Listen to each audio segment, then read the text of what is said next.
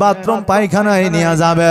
এই জন্য আপনার জন্য বিবি এক প্রকারের নিয়ামত। এই জন্য বিবিকে কষ্ট দিয়া কথা বলবেন না। আমার নবীজি জীবনে কোনোদিন কোন বিবিকে আয়েশা সিদ্দিকা রাদিয়াল্লাহু তাআলা আনহা, খাদিজাতুল কুবরা রাদিয়াল্লাহু তাআলা আনহা কোনোদিন রাগান্বিত হইয়া কথা বলে না, কোনোদিন তাদেরকে আপনার উঁচু কথা বলে না, কোন ইতিহাসের পাতায় প্রমাণ করে দিতে পারবে না। আমরা সেই নবীর উম্মত, আমরা বিবিদের কেন উঁচু গলায় কথা বলবো? তবে বাবা বর্তমানে দরকার আছে, কারণ আমার মা বোনেরা আজকে এই সিরিয়াল আর শফিকের ভিডিও দেখে পাগল হয়ে গেছে। আজকে তারা স্বামীর কথা শোনে না। অনেক বিবি আছে বাবা, দেখবেন মোবাইল পাগল, স্বামীর কথা কানে যায় না। স্বামী যতক্ষণ পর্যন্ত গরিমে কথা না বলবে, কথা বলবেন না। এই জন্য বাবা জগতের মধ্যে একটু গরমের দরকার আছে, তবে ওইভাবে শরীয়ত বিরোধী কথা বলবেন না।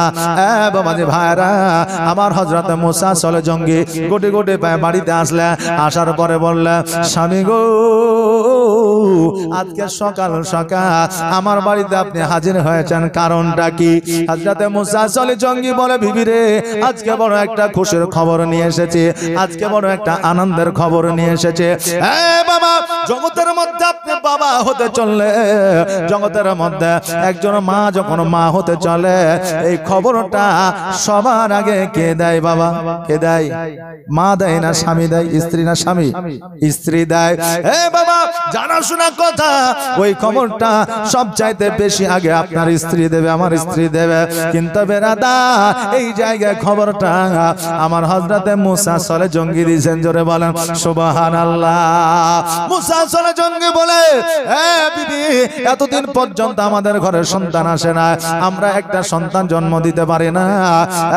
বিবি রে আজকে আল্লাহ তাবারক তাআলা এমন একটা গায়বী আওয়াজ দিয়ে আমাকে বলেছে, আমাদের ঘরে জগতের সন্তানের মতো সন্তান আসবে না, আমাদের ঘরে জগতের সন্তানের চাইতে আলাদা সন্তান আসবে। জোরে বলেন সুবহানাল্লাহ। যেই সন্তানটা ওলিদের মাথার তাজ হবে, যেই সন্তানটা ওলিদের শিরোমণি হবে, যেই সন্তানটা ওলিদের পীরদের পীর হবে, যার নাম হবে বড় পীর আব্দুল কাদের জিলানী। এই খবরটা যখন হযরত মুসা চলে জঙ্গি নিজের বিবি উম্মুল খায়ের মা ফাতেমাকে দিলে, তখন মা ফাতেমা একবার আওয়াজ দিয়ে পড়লেন আলহামদুলিল্লাহ। জোরে বলেন সুবহানাল্লাহ। খুশির খবর যখন শুনবে আলহামদুলিল্লাহ পড়বে। আর এখন যখন আমার মা বোনেরা আপনি বলবেন খুশির খবর, জানো রে বিবি আজকে আমাদের সন্তানটা ম্যাট্রিক পাস করেছে, ভালো নাম্বার পেয়েছে। বিবি আলহামদুলিল্লাহ বলবেন। তুমি যে কি বলো না, যাও তাড়াতাড়ি করে 100 টাকার মিষ্টি নিয়ে এসো, এই কথা বলবে, কিন্তু আলহামদুলিল্লাহ পড়বে না। বাবাজি ভাইরা, আমার উম্মুল খায়ের মা ফাতেমা আলহামদুলিল্লাহ পড়ার পরে বললে, স্বামী গো আজকে আমাকে যখন বড় মধুর খবর আমাকে দিয়েছ, আল্লাহ যখন গায়বী আওয়াজ দিয়ে দিয়েছে, আজকে আমার ঘরে হযরতে বড় পীর আব্দুল কাদের জিলানী ও গিলানী রহমাতুল্লাহ আলাইহি আসবে, এটা তো আমাদের জন্য খুশির খবর। আমার হযরত মুসা চলে জঙ্গি রহমাতুল্লাহ আলাইহি এই খবরটা দিয়া হযরতে উম্মুল খায়ের মা ফাতেমাকে বাড়িতে রাখিয়া আবার যেন মসজিদের দিকে গেলে, আজকে আমার উম্মুল খায়ের মা ফাতেমা জীবন যাপন করছে। উম্মুল খায়ের মা ফাতেমা তিনি জানতে পারলেন, বুঝতে পারলেন, আমার গর্ভে আমার ওলিদের শিরোমণি চলে এসেছে। জোরে বলেন সুবহানাল্লাহ। আমার উম্মুল খায়ের মা ফাতেমা শুনতে পারলেন, বুঝতে পারলেন, জানতে পারলেন। আমার বড় পীর আব্দুল কাদের জিলানী ও গিলানী রহমাতুল্লাহ আলাইহি নিজের মায়ের গর্ভে আছে, মা একাই যেন বাড়িতে থাকা।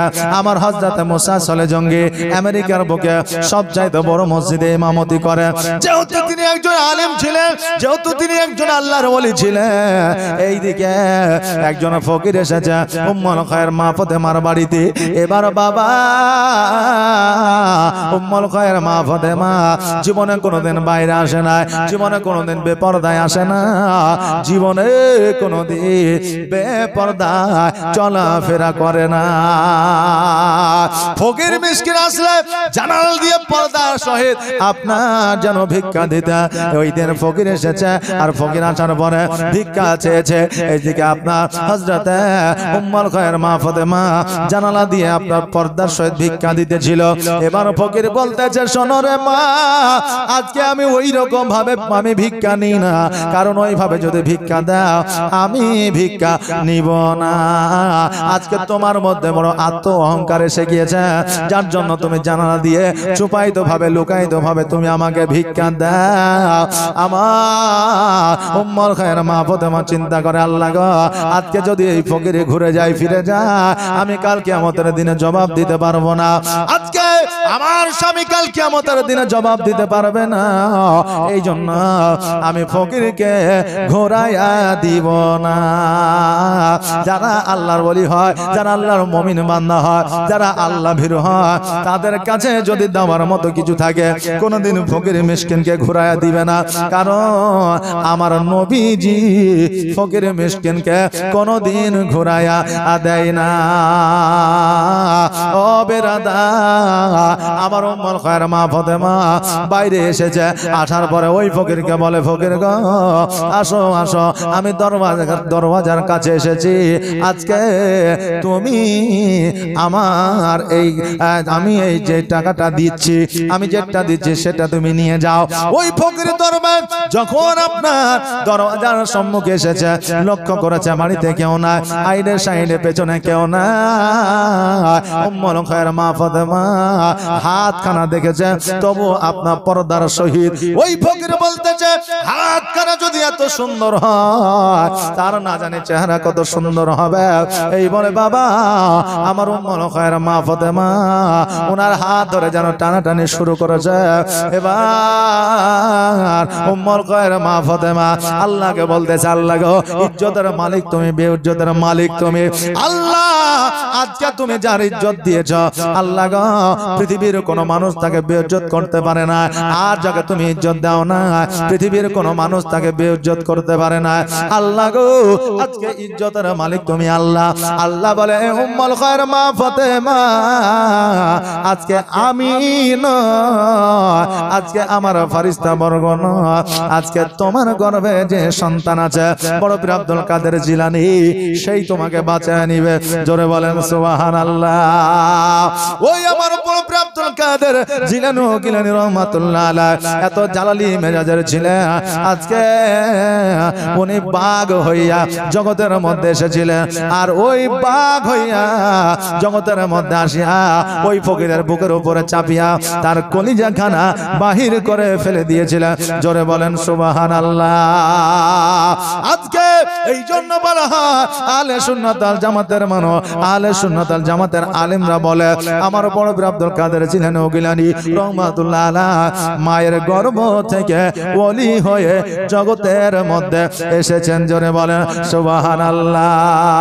প্রাণের মুর্শিদ দয়ার মুর্শিদ গো, ভুলিতে পারি না আমি তোমাকে।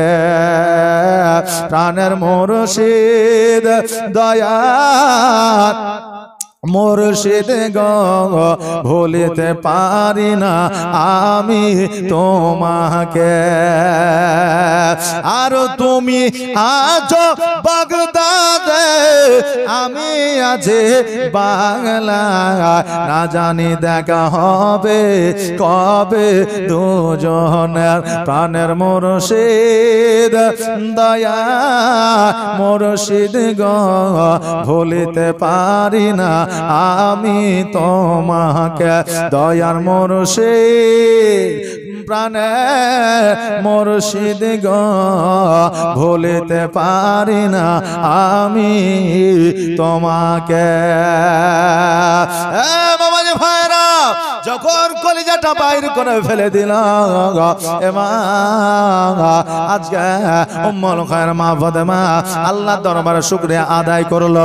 শুধু এটাই নয়, মায়ের গর্ভে থাকিয়া আবারও অলৌকিক দৃশ্য দেখিয়েছিলেন। মাকে যখন একটা সাপে দংশন করতে যাবে অমনে সময় আমার হযরত বড় পীর আব্দুল কাদের জিলানী মায়ের নাড়ি ধরে টান দিয়েছিলেন। যেমন টান দেওয়া অমনি যেন বাবা পেটে হাত দিয়া আপনার মাটির মধ্যে লুটায়া পড়েছিল, সাপে দংশন করতে পারে নাই। জোরে বলেন সুবহানাল্লাহ। যাই ওলি মায়ের গর্ভ থেকে অলৌকিক দৃশ্য দেখাতে পারে, ওই ওলি কি জগতের মধ্যে আজকে মানুষের মধ্যে সঠিক পথে রাস্তা কি তারা দেখাতে পারে না? আজকে যারা বলে ওলি মানি না, আজকে যারা বলে ওলি বলে জগতের মধ্যে কেউ না, আজকে যদি ওলি না থাকতো আজকে পৃথিবীর মধ্যে আজকে ভারতবর্ষের মাটিতে কেউ মুসলমানের দাওয়াত পাইতো না। জোরে বলেন সুবহানাল্লাহ। যেই খাজা মাইনুদ্দিন চিশতি রহমাতুল্লাহ আলাইহি ভারতবর্ষের মাটিতে না আসিলে আজকে ইসলাম পাইতাম না, নামাজ পাইতাম না, মসজিদ পাইতাম না, খানকা পাইতাম না, আজকে টুপি পাইতাম না, দাড়ি পাইতাম না।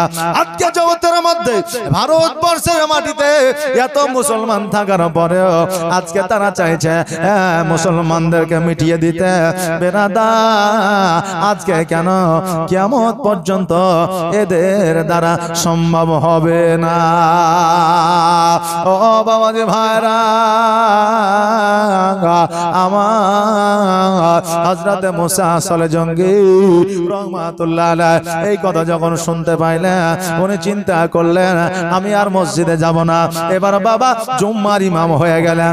জুম্মায় শুধু চাইতেন নামাজ পড়াইতে, এইদিকে সর্বদা আপনার বাড়িতে থাকতেন। যেহেতু বাড়িতে কেউ ছিল না, একমাত্র নিজের বিবি আর হযরত মুসা আসলে জঙ্গি। বেরাদা আমার বড় পীর আব্দুল কাদের জিলানী গিলানী রহমাতুল্লাহ আলাইহি জগতের মধ্যে যেই দিন এসেছিলেন সেই দিন কিন্তু বাবা প্রথম রমজান ছিল, প্রথম রোজা ছিল। সেই দিন জগতের মধ্যে যখন আমার বড় পীর আব্দুল কাদের জিলানী গিলানী রহমাতুল্লাহ আলাইহি আসলে যে ঘরে উম্মুল খায়ের মা ফাতেমা ছিল ওই ঘরটা যেন আলোয় আলোকিত হয়ে গেল। জোরে বলেন সুবহানাল্লাহ। আমার মুসা আসলে জঙ্গি বলে উম্মুল খায়ের ফাতেমা বলো বলো আজকে আমার সন্তান জগতের মধ্যে এসেছে, তুমি আজকে কি চাও বলো। উম্মুল খায়ের মা ফাতেমা বলে স্বামী গো আজকে আমার সন্তান জগতের মধ্যে এসেছে, আমি শুধুমাত্র 2 রাকাত নফল নামাজ আদায় করতে চাই। জোরে বলেন সুবহানাল্লাহ। এই আমার বাবাজিরা, এই আমার মা বোনেরা, আজকে আমাদের মনে প্রশ্ন জাগতে পারে একজন সন্তান যখন জন্ম দেয় ওই মা 40 দিন 35 দিন নাপাক অবস্থায় থাকে। আজকে উম্মুল খায়ের মা ফাতেমা নফল নামাজ কি করে আদায় করলে? আমার মা বোনেরা, আজকে উম্মুল খায়ের মা ফাতেমা জগতের মধ্যে সন্তানের জন্ম দিয়েছে, কিন্তু আমাদের অন্যান্য মায়েদের মতো আপনার 40 দিন নাপাক থাকা তো দূরের কথা, 40 মিনিট পর্যন্ত নাপাক ছিলেন না। জোরে বলেন সুবহানাল্লাহ। 40 মিনিট পর্যন্ত নাপাক ছিলেন না, কারণ আমার বড় পীর আব্দুল কাদের জিলানী গিলানী রহমাতুল্লাহ আলাইহি জগতের মধ্যে আল্লাহর ওলি হয়ে এসেছিলেন। মায়ের গর্ভে আল্লাহর ওলি ছিলেন, কারণ তিনাকে খাস করে আমার আল্লাহ ওলি করে জগতের মধ্যে পাঠিয়েছিলেন। জোরে বলেন সুবহানাল্লাহ। জগতের মধ্যে আসার পরে আমার বড় পীর আব্দুল কাদের জিলানী গিলানী রহমাতুল্লাহ আলাইহি মায়ের যেন দুগ্ধ পান করে না, কান্নাও যেন করে না, হাসেও না, খেলেও না। আমার উম্মুল খায়ের মা ফাতেমা চিন্তা করে, আল্লাহ গো এতদিন পরে আমার গর্ভে সন্তান আসিল, জগতের মধ্যে ভূমিষ্ঠ হইল, আমার সন্তান কি অসুস্থ, আমার সন্তান কেন কান্না করে না, আমার সন্তান কেন কথা বলে না, আমার সন্তান কেন নড়াচড়া করে না, আমার সন্তান কি জগতের মধ্যে বাঁচবে না। এত চেষ্টা করে আমার বড় পীর আব্দুল কাদের জিলানী গিলানী রহমাতুল্লাহ আলাইহি দুগ্ধ পান করাইতে পারলেন না। সারাদিন আমার উম্মুল খায়ের মা ফাতেমা চিন্তায় যেন চিন্তিত হয়ে আছে, সন্তান কেন দুগ্ধ পান করে না, সন্তান কেন মুখ খোলে না, আজকে সন্তান কেন কান্না করে না।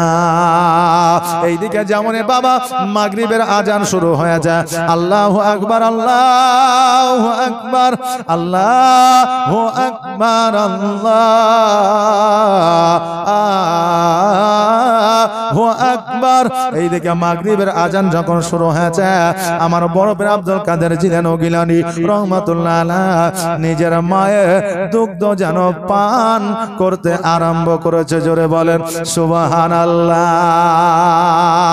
আমার উম্মুল খায়ের মা ফাতেমা উনি জিজ্ঞাসা করেছিলেন, বাবারে আজকে সারাদিন পার হয়ে গেল, আজকে একটু তুমি দুগ্ধ পান করো না, দুগ্ধ তো দূরের কথা মধু পান করো না, মুখখানা তুমি খোলো না, আজকে আজান যেমন মাগরিবের হয়েছে অমনি দুগ্ধ পান করেছো, কারণটা কি?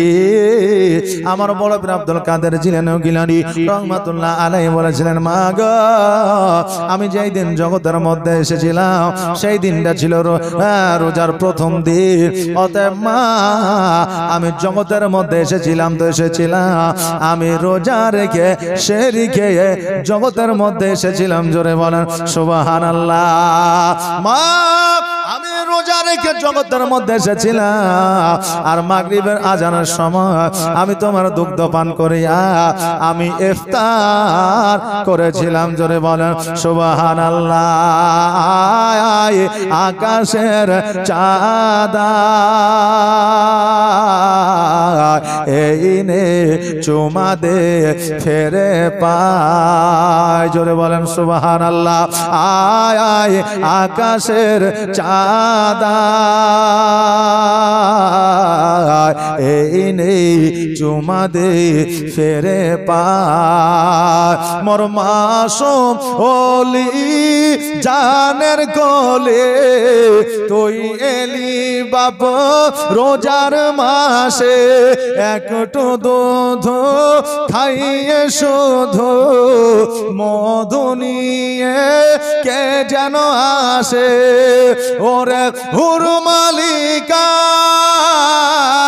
ওরে হুর মালিকা ফিরে যা তোরা, আর কেচে রোজা লালামা ঘুমিয়ে যা রে লাল, আমার কিছু নাই তোকে দেবার।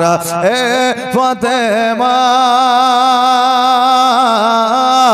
এ ফাতেমা আজ বেগানা আর এক দানা নেই ঘরে খাবার,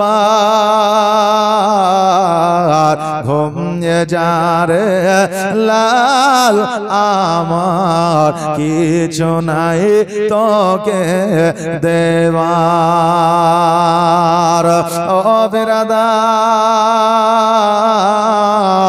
আমার বড় পীর আব্দুল কাদের জিলানী গিলানী রহমাতুল্লাহ আলাইহি একদিন নয়, 2 দিন নয়, 3 দিন নয়, 5 দিন নয়, 7 দিন নয়, 10 দিন নয়, সারা মাস আপনার সেই সময় মায়ের দুগ্ধ পান করতেন, আর ইফতারের সময় দুগ্ধ পান করতেন। বাবারে আমার বড় পীর আব্দুল কাদের জিলানী আমার মায়ের গর্ভে থেকে রোজা রেখে জগতের মধ্যে এসেছিলেন, সারা মাস আমার বড় পীর রোজা রেখেছিলেন। জোরে বলেন সুবহানাল্লাহ। এ বেরাদার, আজকে যখন পবিত্র রমজান মাসে রোজা, আর রোজার চাঁদ উঠলে আমরা আকাশের দিকে লক্ষ্য করি, ক্যালেন্ডার আমরা ফলো করি, আর তারপরে আমরা রোজা রাখি। যদি মেঘলা আকাশ হয় আমরা আরবের দিকে লক্ষ্য করি, কারণ তারা দূরবীন দিয়ে দেখবে চাঁদ উঠেছে কিনা। তারা খবরটা দিলে আমরা রোজা রাখবো, তারা খবরটা দিলে আমরা শ্যাম রাখবো, এই চিন্তা ভাবনা করি। যদিও আরবের মানুষ দেখতে না পায়, আজকে পৃথিবীর মধ্যে তার চাইতে উন্নত মানের জিনিস তৈরি হয়ে গেছে, চাঁদ উঠেছে কিনা এই খবরটা বলে দিতে পারবে। আজকে তারা যখন বলে চাঁদ উঠেছে তখন আমরা রোজা রাখি। যদি চাঁদ না উঠে আমরা 30 তারিখ পূর্ণ হয়ে গেলে পরের দিন থেকে আমরা রোজা রাখি, তাই না বাবা? আমরা তার পরের দিন থেকে রোজা রাখি। কিন্তু বাবা আগে তো ক্যালেন্ডারও ছিল না, এত উন্নত মানের আপনার দূরবীনও ছিল না, এত উন্নত মানের আপনার ক্যামেরাও ছিল না। আরে আমার বাবা যে ভাইরা, মানুষ দিন গুনতে পারতো না, মানুষ ক্যালেন্ডার বুঝতো না। মানুষ যখন রোজা রাখতো, রোজার যখন সময় আসতো, আমার বড় পীর আব্দুল কাদের জিলানী রহমাতুল্লাহ আলাইকে জিজ্ঞাসা করতো, জোরে বলেন সুবহানাল্লাহ। এ বাবা, তখন কিন্তু আপনার ঘড়ি ছিল না, সময় সীমা ছিল না। আমার বড় পীর আব্দুল কাদের জিলানী রহমাতুল্লাহ আলাইহি যখন সেহরি করতে, মানুষ তাকে জিজ্ঞাসা করতো সেহরি খাবো, বলে হ্যাঁ খাও, তখন সেহরি খাইত। আমার বড় পীর আব্দুল কাদের জিলানী রহমাতুল্লাহ আলাইহি যখন ইফতার করতে, মানুষ জিজ্ঞাসা করে আমার বড় পীর আব্দুল কাদের জিলানী রহমাতুল্লাহ আলাইহিকে ফলো করে তারা ইফতার করতো, জোরে বলে সুবহানাল্লাহ। বাবা আমার বড় পীর আব্দুল কাদের জিলানী রহমাতুল্লাহ আলাইহি যখন বাবা 1 বছর বয়স, তখন পবিত্র রমজান মাস এসেছে, মানুষ বুঝতে পারছে না যে রোজা এসেছে কি আসেনি, চাঁদও দেখতে পায় না, আর ক্যালেন্ডারও বুঝি না, কেমন করে বুঝবো, কেমন করে বুঝবো। এমত অবস্থায় বলতেছে, শোনো রে, চলো চলো উম্মুল খায়ের মা ফাতেমার বেটার কাছে যায়, চলো বড় পীর আব্দুল কাদের জিলানীর কাছে যায়। আজকে বড় পীর আব্দুল কাদের জিলানী যদি মায়ের দুগ্ধ পান না করে, জানবো রোজা দিন চলে এসেছে, জোরে বলেন সুবহানাল্লাহ। উম্মুল খায়ের মা ফাতেমার কাছে গেছে, যাওয়ার পরে বলতেছে, উম্মুল খায়ের মা ফাতেমা, আজকে তোমার সন্তান বড় পীর আব্দুল কাদের জিলানীকে একবার দুগ্ধ পান করার চেষ্টা করা। বলে শোনো রে বোন, আজকে আমি সকাল থেকে আমার সন্তানকে দুগ্ধ পান করানোর চেষ্টা করি, কিন্তু আমার সন্তান দুগ্ধ পান করে না। মানুষের বুঝতে আর বাকি থাকলো না যে পবিত্র মাহে রমজান এসে গিয়েছে, জোরে বলেন সুবহানাল্লাহ। এ বাবা, কেমন আল্লাহর ওলি ছিলেন আমার বড় পীর আব্দুল কাদের জিলানী রহমাতুল্লাহ আলাইহি। আজকে বাবা আমার বড় পীর আব্দুল কাদের জিলানী রহমাতুল্লাহ আলাইহির কথা শুনলে আজকে অনেক মুসলমান আছে যারা বলে এইগুলা ঠিক না, জোরে বলে নাউজুবিল্লাহ। এ বাবা আমার বড় পীর আব্দুল কাদের জিলানী রহমাতুল্লাহ আলাইহির এত পাওয়ার ছিল, এত পাওয়ার ছিল যে তিনার নামেও আল্লাহ এখনো পর্যন্ত পাওয়ার রেখেছে, জোরে বলেন সুবহানাল্লাহ। আজও পর্যন্ত আমার বড় পীর আব্দুল কাদের জিলানী রহমাতুল্লাহ আলাইহি নাপাক অবস্থায়, অর্থাৎ বিনা ওযুতে নিয়ে নিলে একটা লোম কেটে জমিনে পড়ে যায়, জোরে বলেন সুবহানাল্লাহ। আমার আল্লাহর ওলি বড় পীর আব্দুল কাদের জিলানী রহমাতুল্লাহ আলাইহির এত পাওয়ার যদি থাকে, আমার নবীর পাওয়ার কত ছিল। তোমার মতো এত ভালো, তোমার মতো এত ভালো কেউ তো আমায় বাসে না, তাই তো নবী আমি তোমার দিওয়ানা, তাই তো নবী আমি তোমার দিওয়ানা। তোমার মতো এত ভালো, তোমার মতো এত ভালো নবী কেউ তো আমায় বাসে না, তাই তো নবী আমি তোমার দিওয়ানা, তাই তো রাসূল আমি তোমার দিওয়ানা। ও কি শুনেছি কিতাবের লেখা, নবী ছাড়াই আমার জীবন ফাঁকা গো ও কি শুনেছি কিতাবের লেখা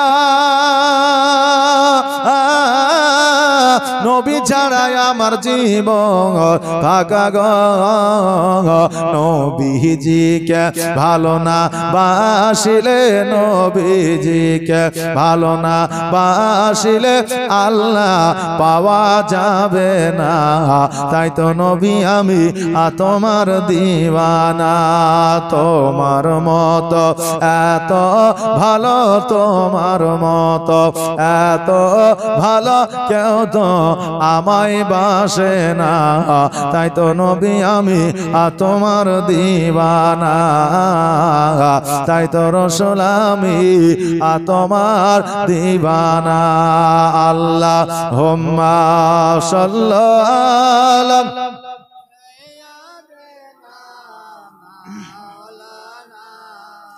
মুহাম্মাদ ওয়া আলা আলিহি